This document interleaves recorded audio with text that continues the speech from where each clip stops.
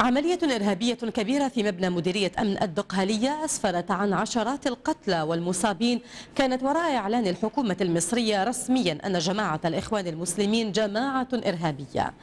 مصر تعيش أيامها الأخيرة في حالة من الفوضى اليومية تتبلور بشكل تفجيرات واعتداءات على كمائن للشرطة والقوات المسلحة وتظاهرات تتحول إلى اشتباكات وقتال في الحرم الجامعي ومحيطه واعتقالات بالجملة لأنصار الإخوان. تلك المشاهد جعلت البعض يستحضر مشاهد من العشرية السوداء الجزائرية ومقارنتها بالوضع الراهن في بلاد المحروسة. ويأتي القرار الأخير الذي أضاف صفة جديدة للجماعة المحظورة وهي صفة الإرهابية ليكون عنصرا جديدا يضاف المعادلة المعقدة للمشهد السياسي المصري. فهل يحد من موجة العنف في الشارع المصري أو سوف يزيدها اشتعالا؟ كل هذه الأسئلة وأكثر حملتها الكوت للناشط السياسي وأحد رموز المعارضة المصرية الشاعر عبد الرحمن يوسف. فلنتابع. مشاهدينا الكرام، مشاهدي قناة الكوت الفضائية، أهلا ومرحبا بكم في هذا اللقاء الخاص مع الأستاذ عبد الرحمن يوسف شاعر الثورة والكاتب الصحفي. أهلا ومرحبا بك أستاذ عبد الرحمن. أهلا وسهلا. في البداية أستاذ عبد الرحمن، يبدو أن المشهد الحالي أن ثورة 25 من يناير في طريقها في الزوال، وأن ما حدث في الثورة البرتقالية في أوكرانيا يأخذ طريقه إلى الثورة المصرية، فكيف تقيم هذا الكلام؟ أختلف اختلافا كبيرا مع هذا التوصيف. ما يسمى بالثورة البرتقالية في أوكرانيا كانت عدة أسابيع وظروفها كانت مختلفة تماما، وكم الدم الذي بذل في هذه الأحداث قليل جدا، تقريبا لا يوجد أحد قتل في الثورة الأوكرانية، بينما مصر دفعت آلاف الشهداء حتى الآن عبر حراك يدخل عامه الثالث أو يتجاوز عامه الثالث، وما زال مستمرا. الملايين ما زالوا في الشوارع. نحن نتحدث عن تغيير في كينونة جيل كامل لم يعد مؤمنا بمسلمات الأجيال التي سبقت، لم يعد مؤمنا بالمشي بجوار الحيط أو بأن يخاف السايب إذا ضرب المربوط، لم يعد على استعداد بأن يخاف من آذان الحيطان أو أن يتقي شر المخبرين وأمناء الشرطة.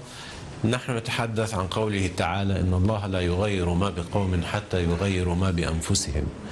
معنى الآية الكريمة ليس معناها أن يتغير الناس فردا فردا، ولكن أن يتغير كتلة حرجة داخل المجتمع تستطيع أن تقود التغيير. وهذا ما حدث بالضبط في مصر، حدث ما يحدث في جميع الرسالات السماوية وفي جميع الثورات الأرضية، وهو تغيير جيل الشباب. أستاذ عبد الرحمن، كيف تقيم 30 من يوليو والثالث من يوليو؟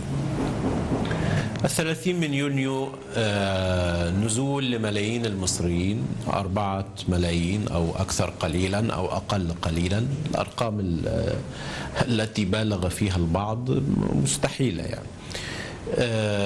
نازلوا مطالبين بحقهم الدستوري في انتخابات رئاسية مبكرة أو استفتاء على هذا الموضوع بسبب رئيس أو مجموعة من السياسيين الذين مارسوا الحكم لمدة عام فأساءوا، ورأى الناس أنهم قد فقدوا شرعيتهم. أنا شخصيا كنت مع هذا التحليل، وكنت أرى أن طوق النجاة في انتخابات رئاسية مبكرة، لأنه البلد شقت نصفين وأصبح من المستحيل على هذا الرئيس أن يقود هذا البلد بسبب الإعلان الدستوري وما تلاه من أحداث كثيرة يعني. وكتبت في مارس بضرورة الانتخابات الرئاسية المبكرة أو الاستفتاء عليها يعني. الثالث من يوليو تدخل عسكري كان من الممكن أن يسير مع رغبات الناس، ولكنه فضل أن يدير الأمور بنية انتواها، وهي نية إعادة الأمور إلى ما قبل 25 من يونيو. بعض الأصدقاء والسياسيين الزملاء الذين عرفناهم على مدار أعوام طويلة يقولون الآن لا عودة لما قبل 30 من يونيو، ولكنهم يقبلون أن يعودوا إلى ما قبل 25 من يناير. أنا نزلت إلى ساحة التحرير في 30 من يونيو، ونزلت أيضا إلى الاتحادية في تلك الفترة، ولم أرى أي لافتة تطالب بعودة جهاز أمن الدولة. لم أرى أي لافتة تطالب بتعطيل الدستور أو بتحميل أي فصيل من الفصائل أوزار الدنيا والآخرة. وبالتالي ما حدث في 30 من يونيو هو حراك شعبي له كل الاحترام، ولكن تحويل هذا الأمر واستغلاله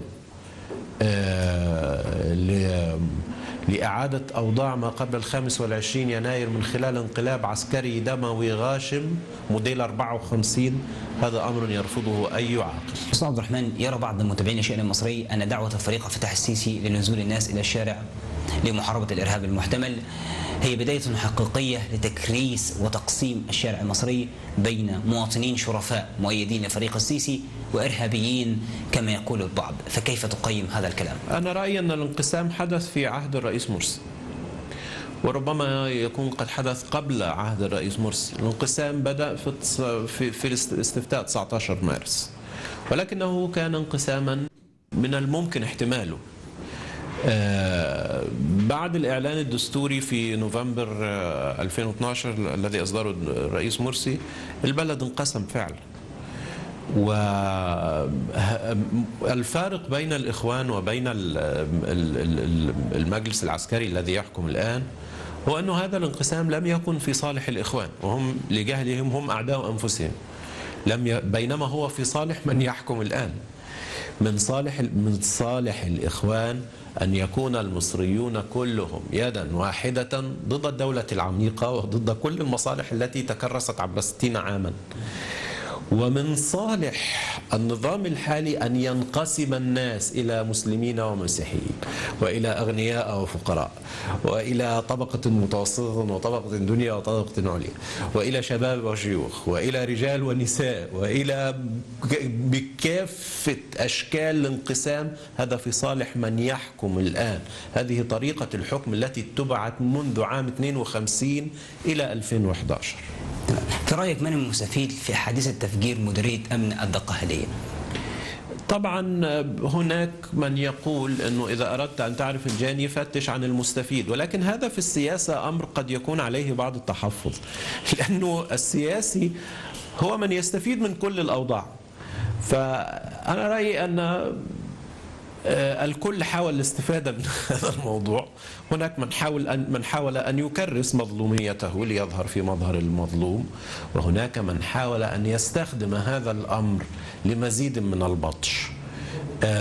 لا أستطيع أن أوجه أصابع الاتهام بشكل مباشر إلى أحد، ولكني أطالب بتحقيق شفاف. للأسف لن يحدث، لأننا لم نرى أي تحقيق شفاف منذ انطلاق ثورة 25 من يناير إلى اليوم في أي شيء. ما زلنا حتى الآن لا نعرف من الذي قتل اللواء البطراد، بينما التحقيق في هذا الموضوع كان يعفينا من ادعاء أو ادعاءات كثيرة تتعلق باقتحام السجون وقضية وادي النطرون المنظورة حاليا والمتهم فيها الرئيس المعزول وغيره.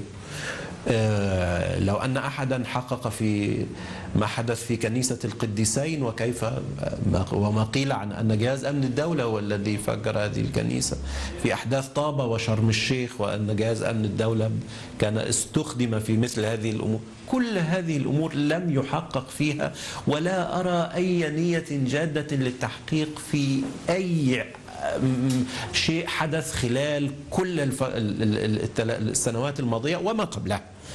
فبالتالي أنا لا أستطيع أن أتهم جهة معينة، ولكني أطالب بعدم التسرع في توجيه أي اتهام إلى أي جهة من الطرفين، ولا أستطيع أن أفهم حالة التربص وتعميم الاتهامات لآلاف الأشخاص والسعار الإعلامي الموجه. هذا السعار لا يمكن أن يكون اعتباطا. كيف تقيم الدستور الجديد، وهل هناك احتمالات لتزوير هذا الدستور أم لا؟ لا يوجد حل إلا بتزوير الاستفتاء القادم. مشكلة الاستفتاء القادم ليس أن يمر بنعم، مشكلة الاستفتاء القادم أن الإعلام قد ورط النظام الحالي في أرقام من المستحيل أن تتحقق. يعني 22 مليون وقعوا على ورقة تمرد، 33 أو 44 مليون نزلوا إلى الشوارع. أي عاقل الآن وبعد أكثر من ما يقرب من 6 شهور على بترديد هذه الأرقام، وأنه قلة مارقة هي المعترضة والشعب كله يدا واحدة، لا يمكن الآن إلا أن نرى رقما ضخما جدا كان قد نزل إلى الاستفتاء، وهذا مستحيل. في النهاية أستاذ عبد الرحمن، إلى أين تتجه مصر حاليا، وما هو الحل الحقيقي لحل تلك الأزمة؟ مصر تتجه إلى الخير، ولكن السؤال الحقيقي ما هي تكلفة الوقت والدم؟ أنا رأيي الشخصي أن ما نراه الآن ليس أكثر من بيت عنكبوت، ولن يستمر. من المستحيل، وده عيب ان انت تجيب حد عنده 90 سنة يعمل لك انقلاب عسكري موديل 54 وطبقه في 2013 او 2014. في النهاية نشكر الشاعر الكبير الأستاذ عبد الرحمن يوسف. شكرا لك. شكرا لك. فاصل قصير نتابع بعده. اتفاق إطاري جديد بين الفلسطينيين وحكومة الاحتلال، ابقوا معنا.